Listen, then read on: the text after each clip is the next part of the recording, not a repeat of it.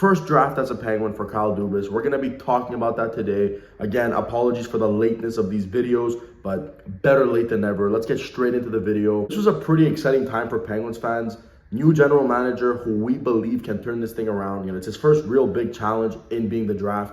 They have a 14th overall pick. That's like their highest pick since like, I don't know, 05, 06, something like that. Yeah, their highest draft pick since 2006, man. Like, they haven't drafted in the top 15 since 2006, and we're not counting 2012 because they traded for the pick. I'm talking about their own pick. This is their highest one, you know, in like almost 2 decades. So exciting times as a Penguins fan. My big question going into it is, do you trade the pick, right? Crosby, Malkin, possibly maybe one more year if we're lucky.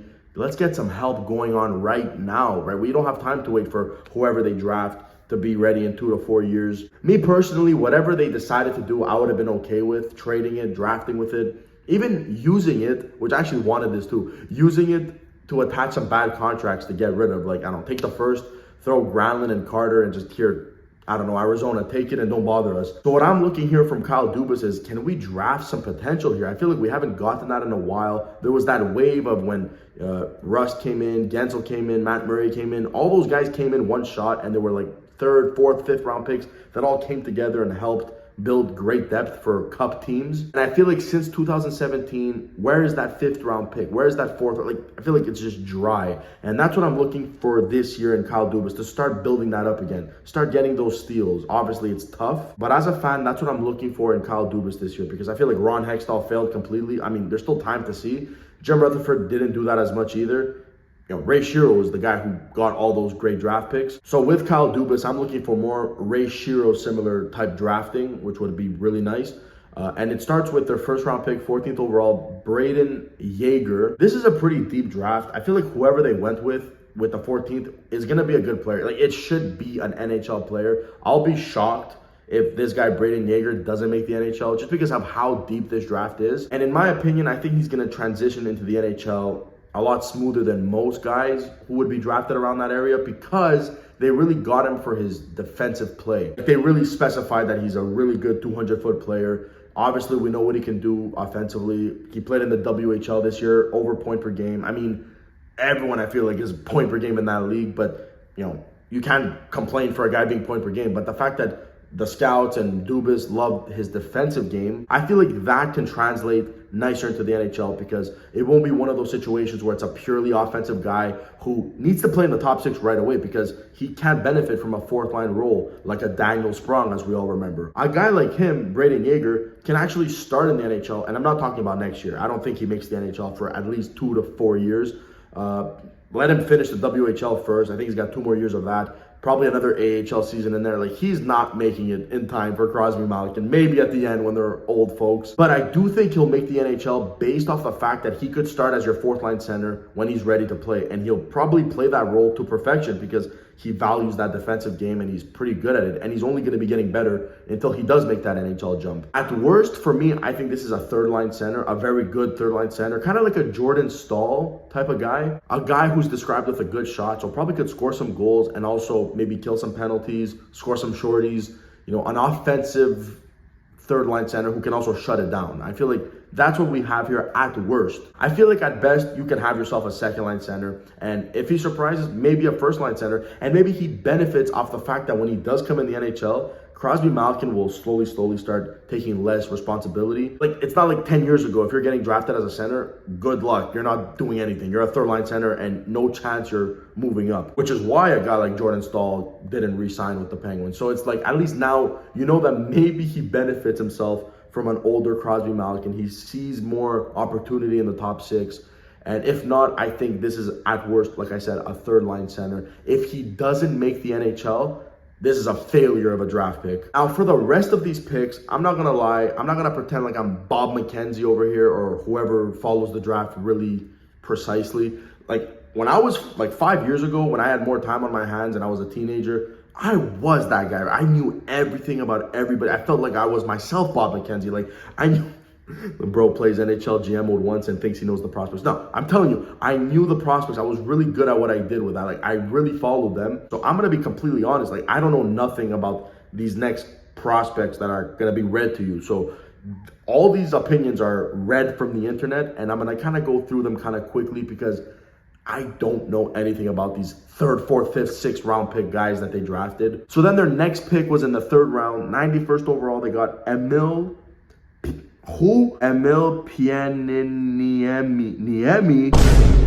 Hell no, I don't know about this guy. No, I'm playing. Anyways, 6'2" defenseman. They described him as a two-way, can move the puck and also could shut it down. So I feel like, listen, as a third round pick, you do have a chance there to make the NHL, right? Third round pick, and especially in a deep draft. And a big body who can kind of move the puck and shut it down. He gives me kind of Marcus Pettersson vibes, or even Oli Mata. If he does make the NHL, I think this is a bottom pairing guy. And if that's the case, that's a win of a draft pick. Then we go to the next draft pick in the 5th round. The Penguins select forward Mikhail Ilyin. They describe this guy as a smart, playmaking, 200-foot center. So again, keeping that same theme as the other center the Penguins drafted in the 1st round, Braden Yager. 200 foot, it seems like what the Penguins are looking for. And if he does make the NHL, this guy gives me, to keep it Penguins related, he gives me Teddy Bluger vibes in a way. Smart, playmaking, 200 foot. I feel like this guy can maybe creep up in a potential 4th line center role if he does make the NHL. Then the next pick in the 6th round, the Penguins draft Cooper Foster. Nice, simple name, like to see it. This guy's basically like the Penguins' previous pick, Mikhail Ilyin. Same kind of description, playmaking, center, 200 foot, same type of thing, just obviously 6th round pick.